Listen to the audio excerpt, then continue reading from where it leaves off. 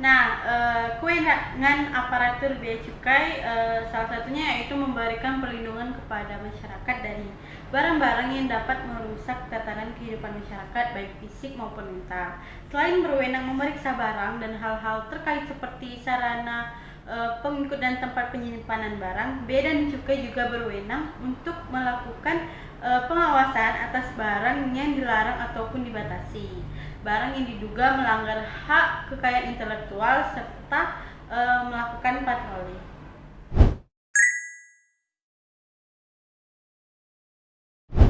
Adapun penjelasan dari larangan dan pembatasan impor ekspor yaitu barang yang dilarang maupun dibatasi pemasukan, impor atau pengeluarannya atau ekspor ke dari daerah pabean.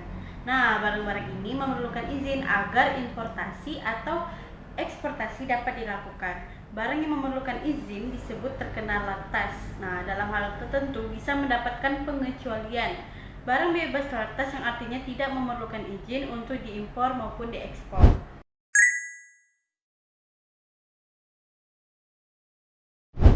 Kemudian alur penetapan lartas. Yang pertama yaitu penyampaian ketentuan. Instansi yang menerbitkan ketentuan larangan dan pembatasan wajib mencantumkan HS kode untuk menentukan barang-barang mana yang dilarang maupun dibatasi impor dan ekspornya.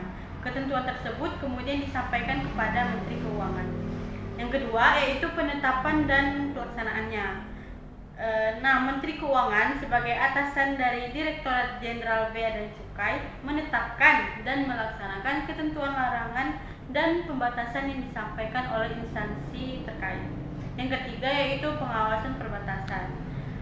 DJBC sebagai instansi pengawas perbatasan melakukan pengawasan terhadap pelaksanaan dan pengawasan ketentuan terkait pemasukan dan pengeluaran barang. Yang terakhir, portal Indonesia National Single atau INSW yaitu portal yang diharapkan mampu memberikan layanan publik yang terintegrasi terkait ekspor dan impor dari berbagai instansi.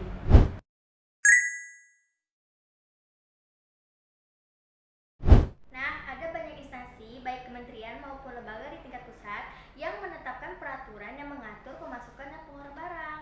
Apa saja sih instansi penerbit lartas? Yang pertama ada Kementerian Perdagangan, yang kedua ada Badan Karantina Ikan Pengendalian Mutu dan Keamanan Hasil Perikanan, kemudian ketiga ada Badan Karantina Pertanian, kemudian yang keempat ada BPOM, kemudian ada Kementerian Kesehatan, kemudian ada DJBC atau Direktorat Jenderal Bea dan Cukai, kemudian Bapeten, Badan Pengawas Tenaga Nuklir, dan terakhir Bank Indonesia.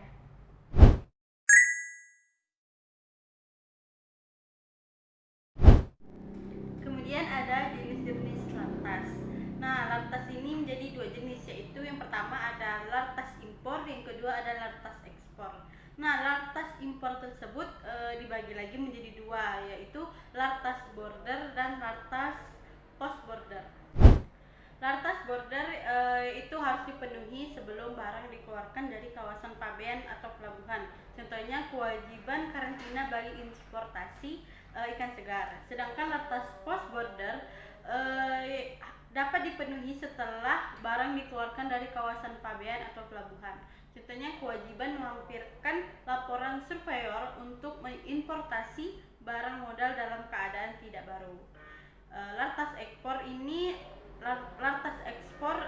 artinya semua persyaratan harus dipenuhi sebelum barang diekspor dari kawasan pabean atau pelabuhan.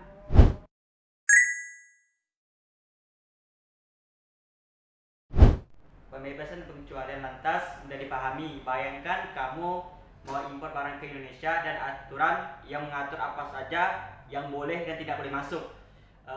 Pembebasan lantas aturannya, kamu bisa impor barang tertentu tanpa harus mengikuti aturan umum. Contoh, perusahaan di kawasan berikat TBP bisa impor barang bebas dan bea cukai. Pengecualian lantas aturannya ada barang tertentu yang dikecualikan dari aturan umum. Contoh, barang-barang tertentu mungkin tidak perlu surat izin khusus. Perbedaan pendapat, jika kamu dan petugas bea cukai tidak sepakat, kamu perlu surat izin khusus. Intinya, pembebasan dan pengecualian lantas membantu mempermudah proses impor dan ekspor, tetapi tetap ada aturan yang harus dia ikuti.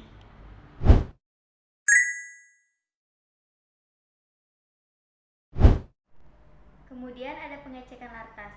Yang pertama, pengecekan lartas dapat dilakukan secara online melalui alamat e-service.insw.co.id yang merupakan bagian dari portal Indonesia National Single Window atau INSW. Kemudian, pengecekan lartas terdapat pada menu Indonesia NTR. Submenu pada menu Indonesia NTR ini berisi antara lain HS Code Information, Regulation Repository, Rules of Origin Repository, dan List of Origin Repository.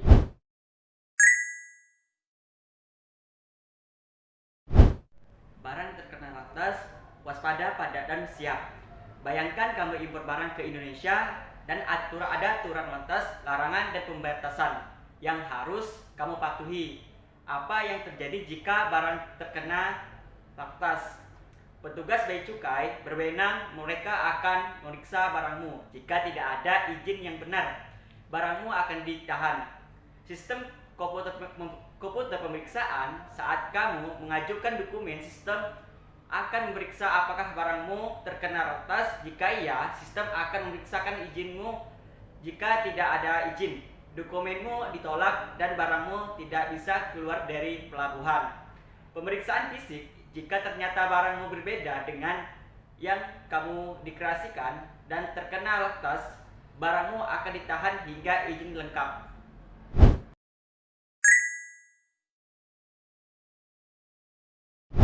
Kemudian ada barang yang dinyatakan tidak dikuasai.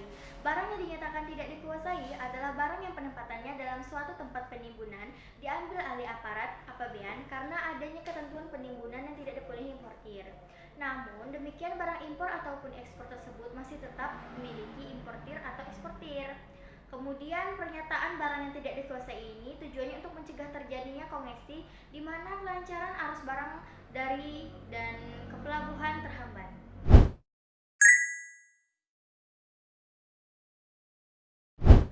Barang yang dikuasai negara, bayangkan kamu impor barang ke Indonesia, tapi ada masalah dengan dokumen atau barangnya. Barang dikuasai negara artinya bertugas bea cukai akan menahan barangmu sementara waktu. Tujuannya mereka tuh ingin memastikan status barangmu sebenarnya apakah ada kesalahan atau tidak. Prosesnya, petugas bea cukai akan memproses barangmu secara administrasi. Intinya, jika barangmu dikuasai negara, jangan panik. Petugas bea cukai akan menyelidik dan menentukan statusnya. Kamu perlu bersabar dan siap untuk melengkapi dokumen yang diperlukan.